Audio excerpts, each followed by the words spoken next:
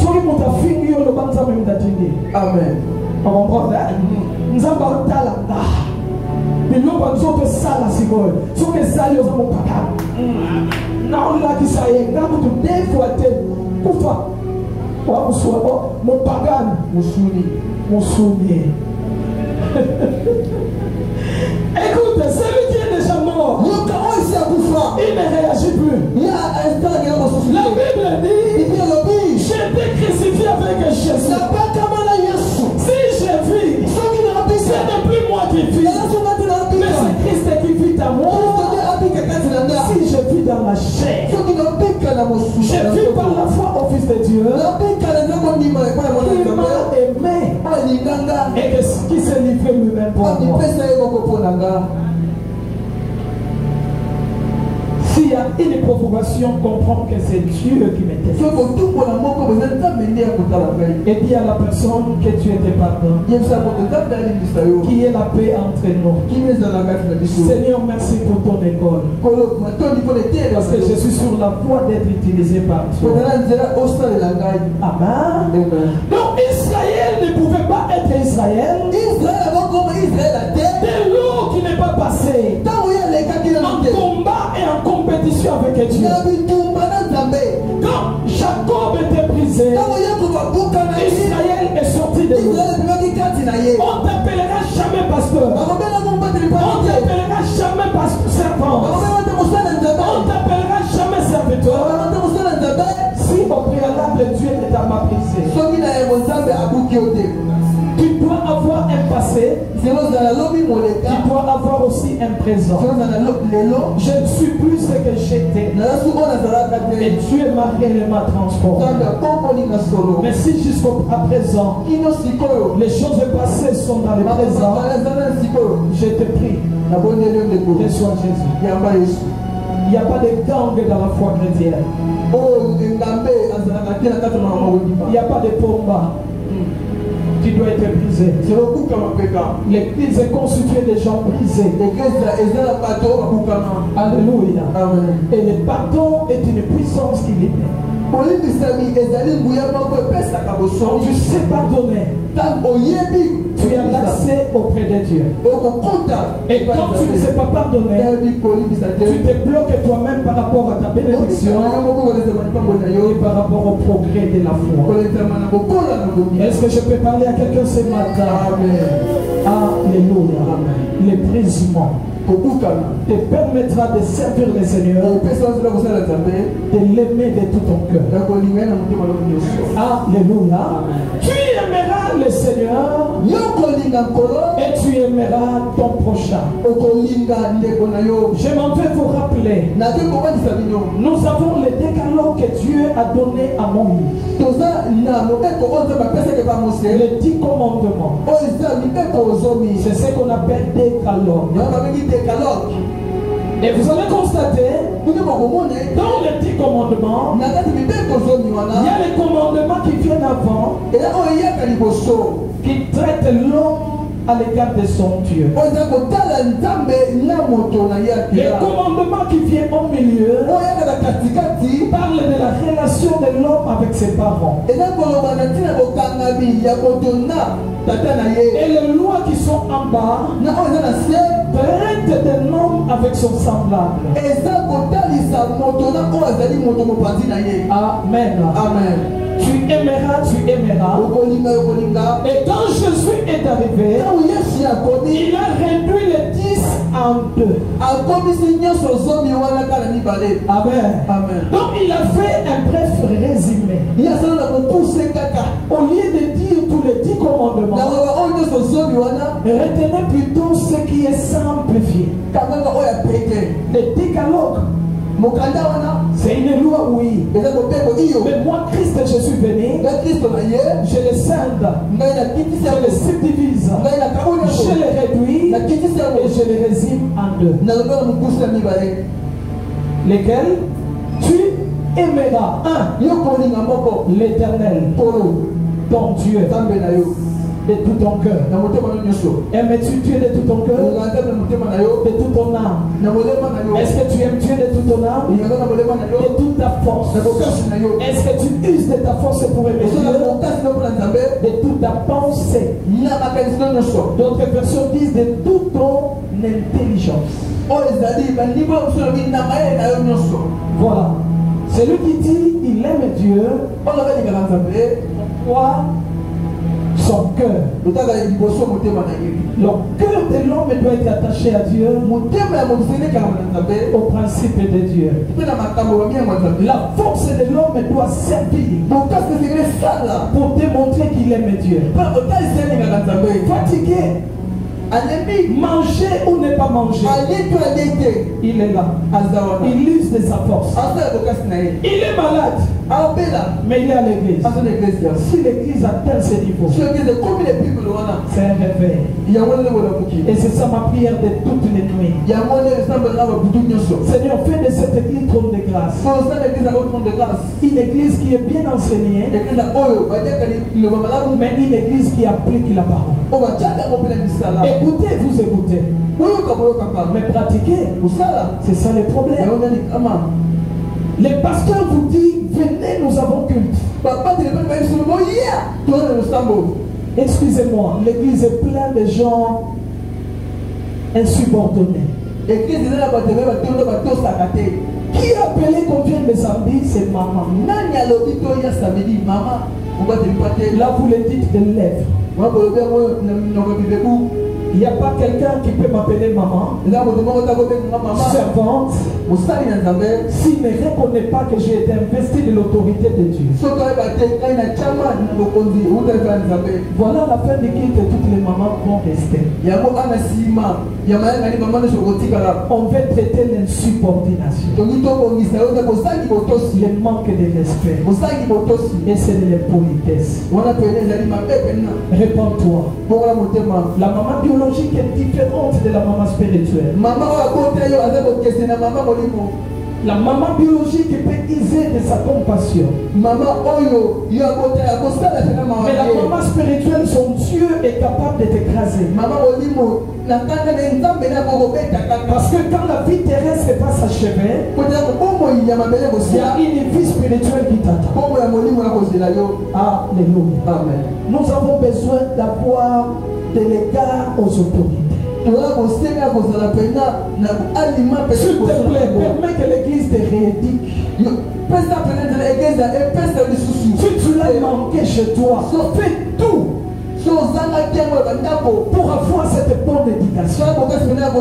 On honore les parents. On respecte les parents. On a de la déférence aux autorités. Quand ils parlent, tu écoutes. Même sous la maladie, tu dois venir. Alléluia. Amen. Est-ce que je peux parler à quelqu'un?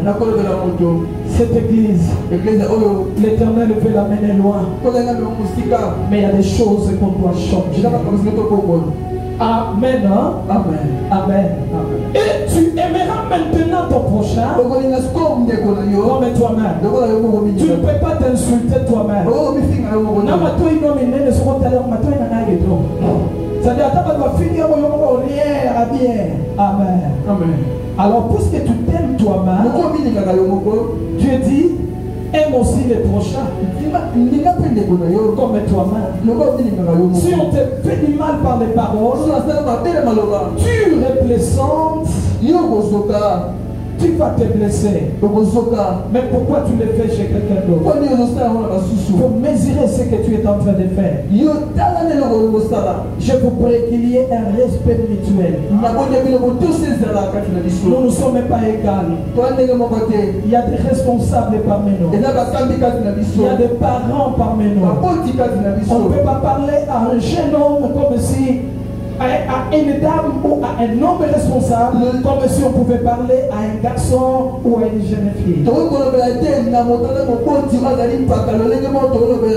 Je prie que le respect soit établi dans toutes les sphères, dans toutes les dimensions. Il faut savoir qui est celui qui t'appelle et qui est celui qui te parle. Ayez les gardes spirituels. Travaillez pour le Seigneur avec beaucoup de crainte et de tremblement. Ta vie est entre ses mains. Il peut l'incliner. Il peut t'écraser. Il peut te donner la mort aujourd'hui. Crains-les. Crains-les. Il est le Dieu de puissant. Est-ce qu'on peut acclamer le Seigneur? Là, ce n'était qu'une entrée. Et laisse-moi te dire ce qui m'a beaucoup plu.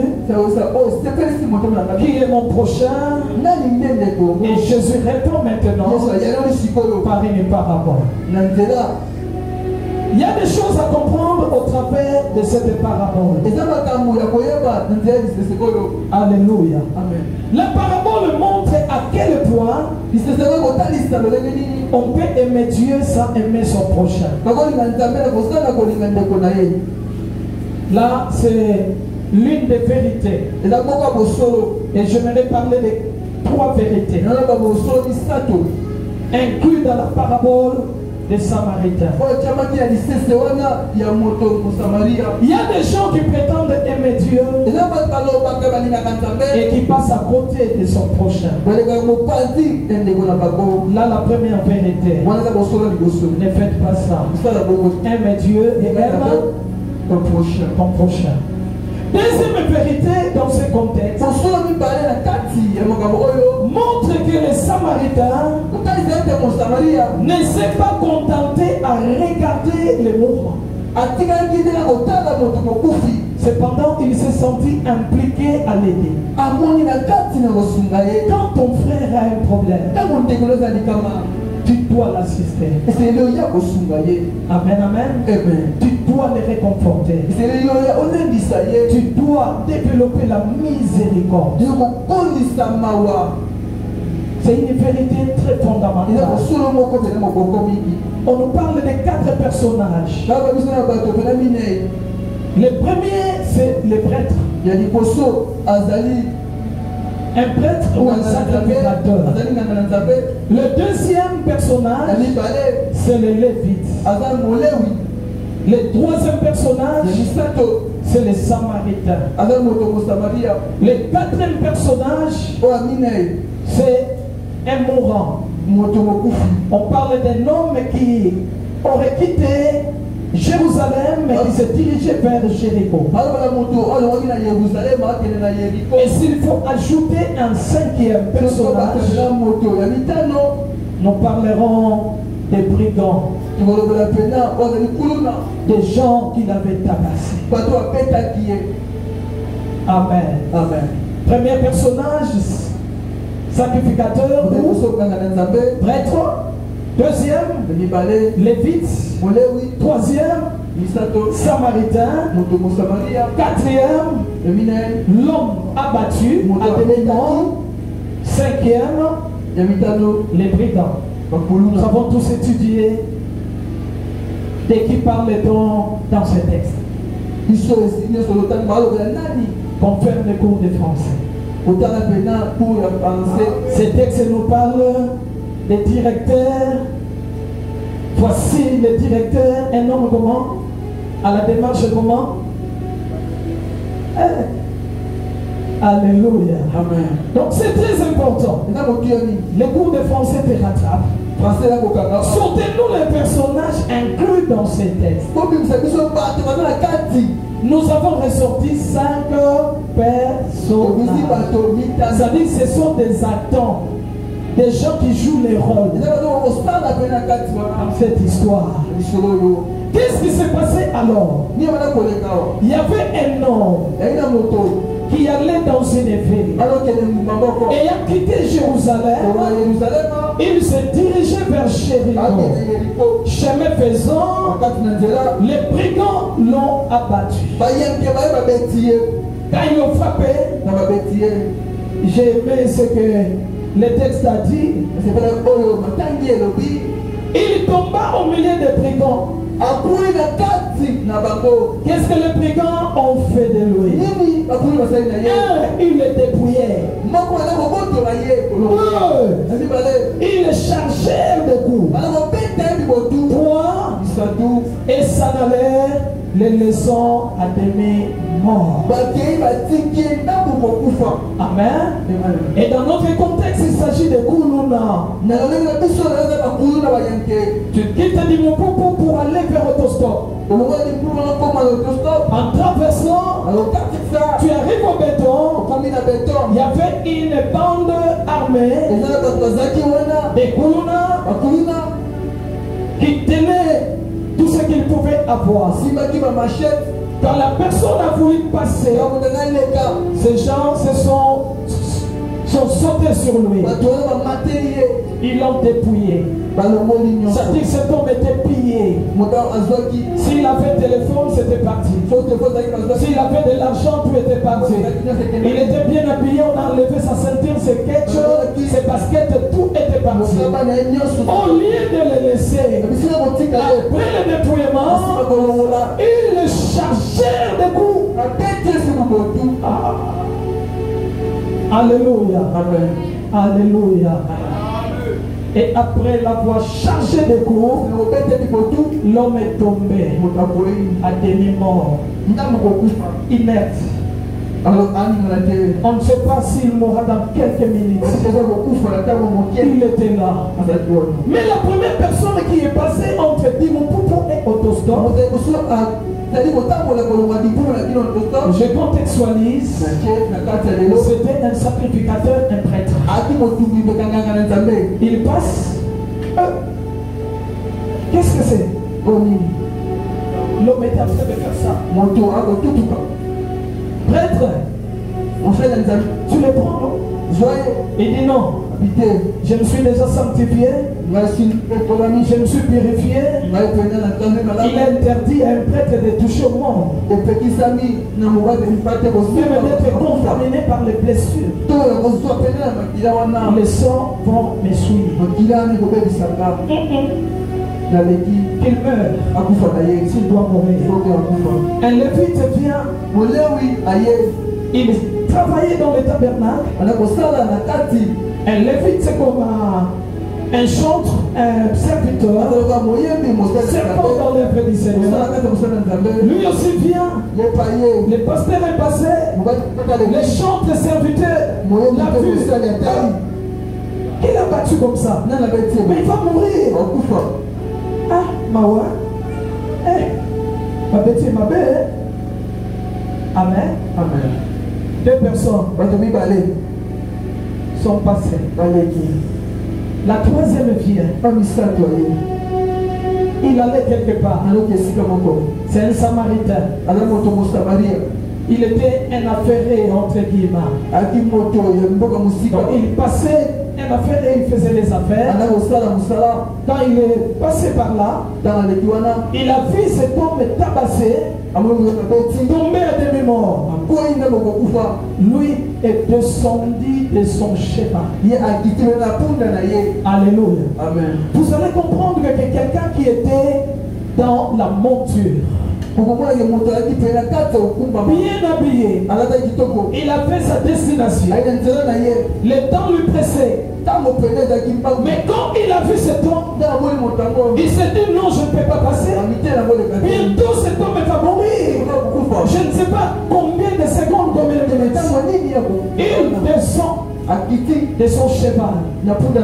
Il puis retrousse les manches. Il ramasse l'homme qui saignait, qui était à demi-mort. Il a pris soin de lui. Il va le transporter. Il le met dans son chariot, dans son cheval.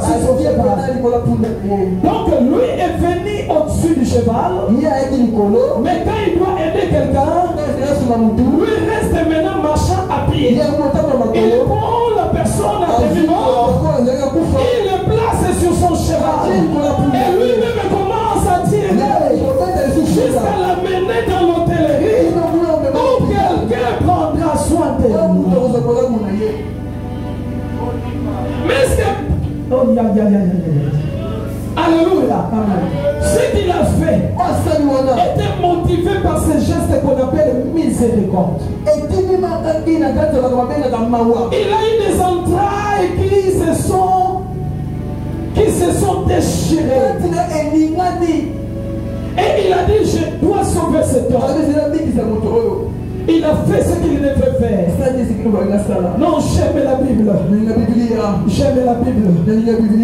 Quand tous ces hommes ont passé outre, les sacrificateurs et les lévites, mais un samaritain qui voyageait, étant venu, la fille émue de compassion. Lorsqu'il les vit, il a même pleuré. Qu'il a fait comme ça. Je ne le connais pas. Il n'est pas de ma tribu. Mais c'est un être humain. La vie de l'homme est sacrée. L'âme d'une personne est précieuse. On ne voit pas sa couverture ethnique ou tribale. Mais il est fait par mon Dieu. Il est créé par mon Dieu. Il est mon ressemblant. Il ne doit pas mourir. Que je le connaisse ou pas. Mais il était sur son cheval. Il se dirigeait quelque part pour faire ses affaires. Accomplir, c'est pourquoi il était parti. Mais arrivé, lorsqu'il a vu un homme qu'il a glissé, il a changé de destination. Il a dit d'abord cet homme, mon voyage après. Laisse-moi parler à l'église. De quelle catégorie de personnes tu te trouves ce matin? Es-tu un sacrificateur qui passe à outre? Es-tu un lévite qui passe à outre? Ou es-tu le samaritain qui se rabaissa pour soutenir cet homme et l'amener là où on devait prendre soin de lui? Pour le faire, tu dois avoir la compassion. Alléluia. Amen. Il s'approcha et banda ses plaies. Parce qu'il saignait tellement. Il a bandé toutes les plaies. Il a empêché que cet homme perde encore et encore beaucoup de sang. Parce que la vie est dans le sang. S'il perd trop de sang, il va mourir encore de route.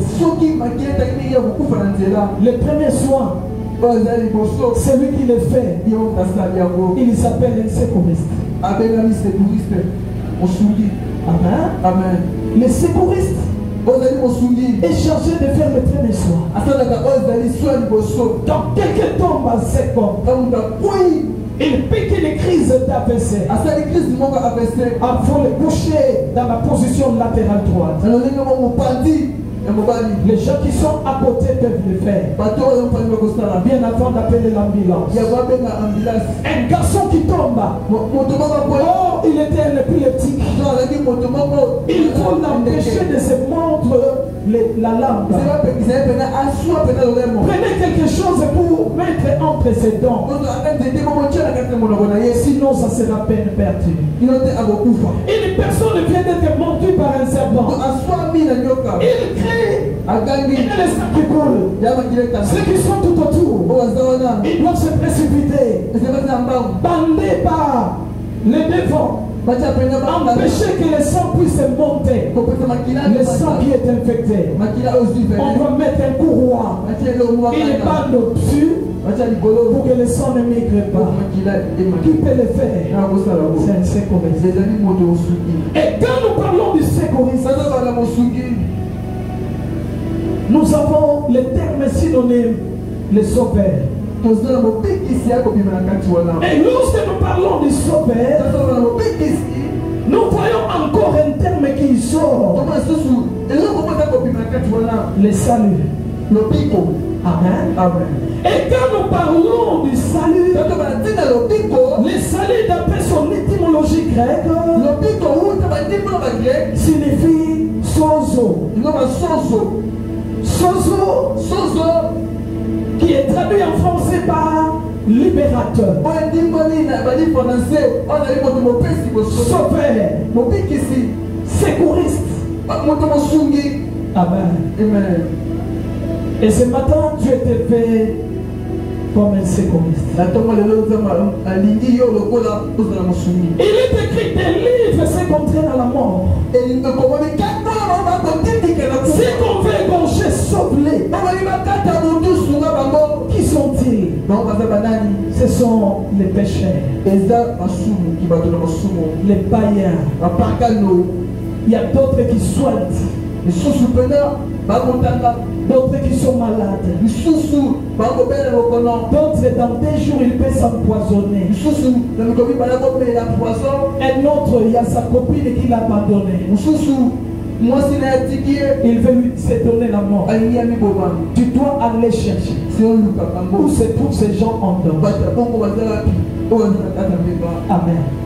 Et quand tu ne pars pas, si cet homme mourait, le Seigneur dit, je vais demander son sang. Parce que tu devrais aller lui dire, tu devrais aller lui avertir qu'il a à se repentir et Dieu viendra dans sa vie. Nous continuons avec cette pensée de l'évangélisation. Je dis, je ne m'en fais pas quand tu ne le fais pas. Tous ceux qui sont ici ne sont pas fils de Dieu. Mais il y a d'autres personnes qui écoutent ce message autrement. Il n'est pas même pas dormi sans l'appliquer. Il est dans la grâce des peuples de Dieu. Mais il y a des divertisseurs dans l'église. Il y a des amuseurs de galeries dans l'église. Mais il y en a aussi des fils qui doivent tout faire pour l'œuvre de leur Père. Est-ce que je parle à quelqu'un? Amen. Il voyageait, ce Samaritain.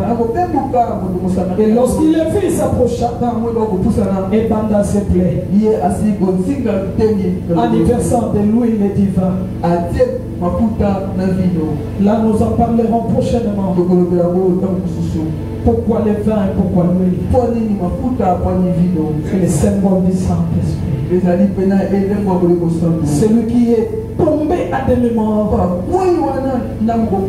besoin de l'huile, a besoin du vin dans sa blessure. On en parle. Puis il est mis sur sa propre monture, les conduisit à une hôtellerie et prit soin de lui. Qu'est-ce que lui, Samaritain, a fait? Hein? Il a bandé ses plaies en lui mettant l'huile et le vin. Mais il les conduisit dans une hôtellerie. Et là, qu'est-ce qu'il va dire? Le lendemain, il tira des deniers, les donna à l'autre et dit, aie soin de lui, et ce que tu dépenseras de plus, je le rendrai à mon retour. Non seulement qu'il a secouru, non seulement qu'il est descendu de son cheval, non seulement qu'il a bandé ses plaies, non seulement qu'il a conduit dans l'hôtellerie, il a encore dit, prenez soin de lui, je reviendrai le lendemain, je prendrai de mon argent, je paierai tout ce que vous dépenserez sur la personne. Seigneur, fais-moi comme ce bon Samaritain. En réalité, les Samaritains n'étaient pas des bons. Ils étaient des syncrétistes. Les sacratistes, ils vivaient dans le mélange. Ils mélangeaient les divinités. Ils s'accroupissaient auprès des idoles. Ils étaient considérés comme des faux croyants. Mais de quelqu'un qu'on ne pouvait pas estimer la charité. Puisqu'il ne connaît pas Dieu, il a fait autant plus que les hommes qui connaissaient. Voilà pourquoi on lui a attribué les qualificatifs bon.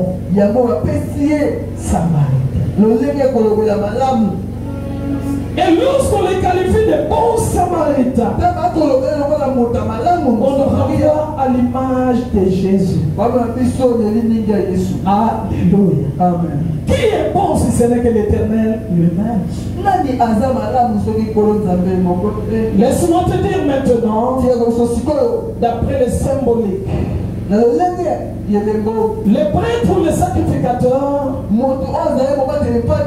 représentaient la loi. La loi qui condamne, la loi qui tue.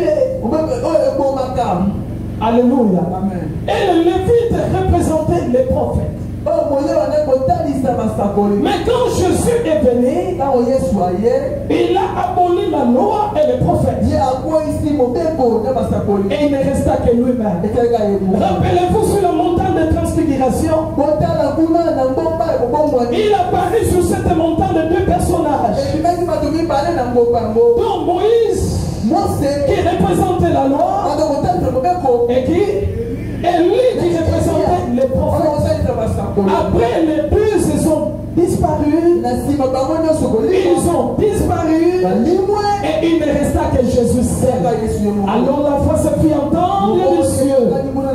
Celui-ci est mon fils bien-aimé, en qui j'ai mis toute mon affection. Faites quoi? Écoutez-le. Quelqu'un peut dire Amen. Amen. Ce n'est pas le temps de la loi. Ce n'est pas le temps des prophètes. C'est le temps de Christ. La loi a condamné. Les prophètes ont exercé d'après leur période. Mais Jésus, c'est lui-même la loi, l'accomplissement de la loi, et c'est lui-même les vrais prophètes. Quelqu'un peut dire Amen. Amen. Donc le Samaritain c'est Christ. Et qui représente l'hôtellerie. Qui peut comprendre? Nous sommes maintenant dans la signification du symbolisme. L'hôtellerie c'est quoi? Quelqu'un rempli de l'esprit pas. Acclamez pour vous-même. L'hôtellerie dans laquelle on a amené cet homme abattu, c'est l'église. S'il y a des bons samaritains, ils iront dans les coins et des recoins de la ville pour chercher les tabassés, pour chercher les malmenés, pour chercher les gens qui sont discriminés. Ils vont les transporter dans l'église qui représente maman, vous êtes en train d'écrire. Vous sentez que cette prédication le fait du bien. Que l'Éternel soit béni. Alléluia. Amen. Allez ramasser, amenez-nous ces gens-là. C'est ça l'hôtellerie. C'est ça l'hôtellerie. Hébreux 4:16. La vision de notre église qui est assis sur approcher les gens du trône des grâces. À moins que tu ne sois pas de cette église. Si tu es appelé, tu as rêvé de cette église, tu as un appel authentique, tu es mandaté ici. Notre mission, c'est la restauration intégrale de l'homme. Nous avons une vision pour restaurer les hommes. Donc nous voulons restaurer tout homme et tout l'homme. Donc ça veut dire l'homme doit être restauré et tout de lui doit l'être. Car l'homme a trois parties. Il a le corps, il a l'âme, il a l'esprit. Quand tu reçois Jésus, ton esprit est régénéré, ton âme doit être délivrée. Parce que l'âme c'est le siège de toutes les choses. Et au travers de la prédication, l'âme dit les personnes changent. Là où il y avait l'amertume, là où il y avait la haine, là où il y a le brisement des sommets. Et le corps de l'homme peut être revêtu de maladies, de difficultés, de problèmes. Voilà pourquoi nous devons soutenir et guérir l'homme dans son intégralité, dans sa partie corps, âme et esprit. Est-ce qu'il y a des fils de prophètes en Seigneur? Est-ce qu'il y a des gens que Dieu m'a donné pour me soutenir et comprenez cette vision. C'est la restauration de l'homme. Malheur à toi si tu ne parles pas aux gens de s'approcher du trône de grâce pour qu'ils reçoivent miséricorde, qu'ils trouvent grâce auprès de Dieu et qu'ils soient secourus dans l'air des soirs. Et nous allons le faire par l'entremise des 4 piliers. Premièrement, l'évangélisation. Deuxièmement, l'adoration. Troisièmement, la délivrance. Quatrièmement, l'épanouissement. Est-ce qu'on peut acclamer Jésus? C'est quoi la vision du trône de grâce? Nous avons reçu mandat pour restaurer l'homme dans son intégralité. En partant de son corps, son âme et son esprit. Le moyen que nous devons utiliser, c'est beaucoup plus l'évangélisation. Comment entendront-ils parler s'il n'y a personne qui évangélise?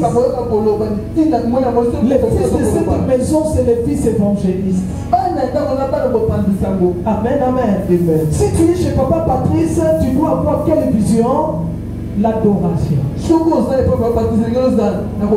église est intitulée Mon âme loue le Léonard. Amen. Et tout celui qui vient là-bas, il doit apprendre à devenir un adorateur.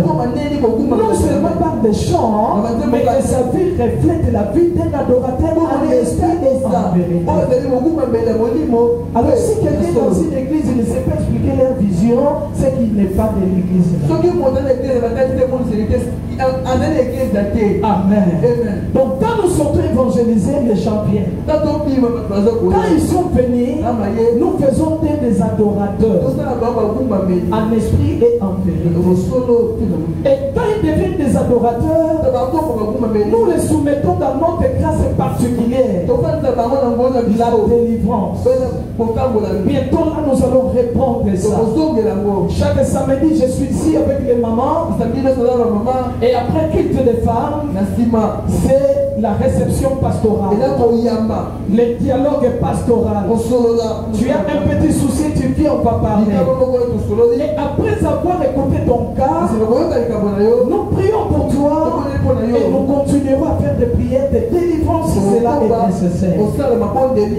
Alors, alléluia. Amen. Et par la suite vient quoi? L'épanouissement. C'est le rétablissement de l'homme. Quelqu'un est venu avec des maux de tête. Il est venu avec les problèmes de stérilité. Il est venu avec les problèmes de la pauvreté. Mais dès qu'il est arrivé dans cette église comme le témoin de Papa John, je ne sais pas les autres si tu as déjà fait quelque chose. C'est ici qu'il a rencontré le Seigneur, le Dieu de l'épanouissement. Amen. Amen. Comprenez ces choses. Assemblée Trône de grâce internationale. Évangélisation, adoration, délivrance, épanouissement, ce sont les 4 piliers qui renferment notre vie. Qui a compris? Amen, amen. Donc nous avons vu cette partie de la commune qui était dans la souffrance. Et Dieu nous a parlé de hâter le pas pour venir tendre longue la main. Le travail des hommes était bloqué. Les mariages des filles étaient bloqués. Les gens ne pouvaient pas exercer du commerce. Les diplômes enterrés sous sol. Un serpent qui rampe à Maïmbi, qui dévore toutes les choses. Et nous sommes venus pour dire aux gens, approchez-vous du trône de grâce. Et tu es venu. Tu peux acclamer pour toi-même. Parce que tu trouveras le salut et le salut. Et Dieu te fera énormément de bien. Et nous étions en train de dire l'hôtellerie c'est l'église. N'amenez pas ces gens ailleurs, amenez-les à l'église. Et l'autre, c'est qui? Celui à qui on a promis, prenez soin, je reviendrai, je tournerai l'argent en surprise. C'est qui? On va te le pâter. C'est le pasteur. Amen. Dans l'hôtellerie, il y a l'ange de l'église. Et les bons samaritains qui ramassent les âmes, les amènent dans l'église, afin que les pasteurs prennent soin de ces âmes. Mais il est écrit malheur au pasteur qui se pèse eux-mêmes. Ils se pèsent, ils prennent soin d'eux-mêmes sans prendre soin des troupeaux. Tout celui qui vient à l'église, il a été attaqué par des brigands. Il y a les brigands dans ta famille. Il y a les gens qui t'ont pillé, qui t'ont détruit. Tu devrais être quelqu'un de grand. Mais ton étoile, ta destinée est confisquée. Mais voilà les bons samaritains arrivent. Il te met dans l'église. Mais il a promis au pasteur, quand je reviendrai, pour tout travail que tu auras fait, ça ne sera pas gratuit. Voici, je viens. Et ma rétribution est entre mes mains. Tout ouvrier mérite son salaire. Tu dois travailler pour Dieu. Celui qui vient tabasser par les brigands a besoin de la bonne musique à l'église. A besoin d'un bon accueil. Imagine, tu viens dans l'hôpital, tu es malade. Un infirmier qui te reçoit. Mais maman, il soit place quoi? C'est là on apprend aux infirmiers l'accueil des malades. Au travers de l'accueil, c'est un soin psychologique. La manière dont on t'accueille t'accorde déjà 50% de guérison. Protocole, accueille bien les malades. Les gens qui viennent sont souffrants.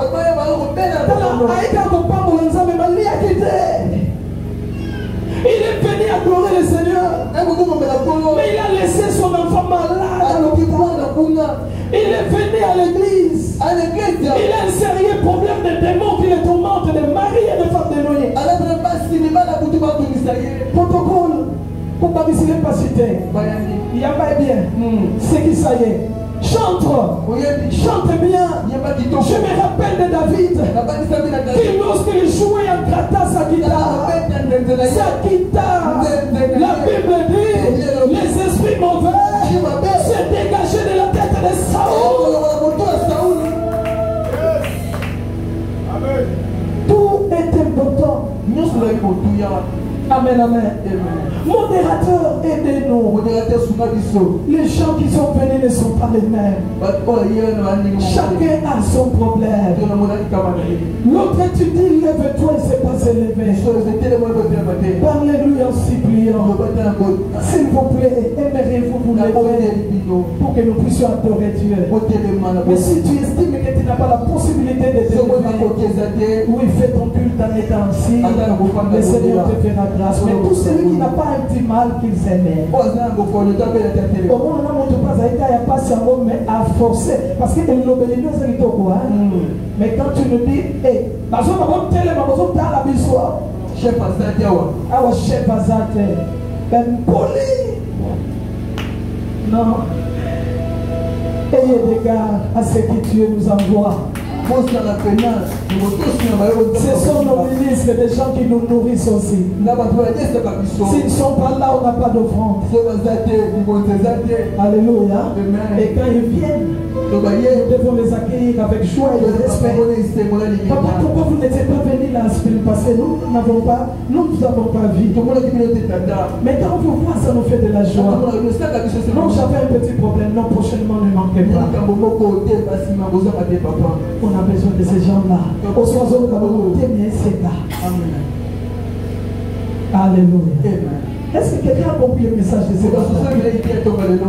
J'étais en train de l'écouter quand je prenais les bains. Et Dieu m'a dit, c'est ce que tu m'as dit. Et je sentis que ça te fait vraiment couler. Et au même message, vous devriez comprendre la vision de l'Église. Nous sommes les prêtres, les Lévites. Nous sommes les Samaritains. Toute tendance est confondue. Mais Dieu nous appelle ce matin à devenir des bons Samaritains. Et l'hôtellerie qui est l'Église te reçoit pour tes soins. Et nous qui te recevons, nous serons payés selon que nous travaillons pour le maître. Mais si tu es malade, au lieu de te soulever, maman, il y a des centres hospitaliers qui sont comme ça. On doit fermer ces centres. En un premier temps, c'est l'accueil du malade. Et après vient l'anamnèse. Amen. C'est le dialogue avec la personne malade. J'étais mon manga, c'est bon quand je parle de ces choses. Amen. Je me retrouve très bien. Amen, amen. Et la personne mourante, c'est qui? C'est la figure de qui? De qui? Des païens, du péché et de toute l'humanité. Car Dieu a tellement aimé le monde, le cosmos.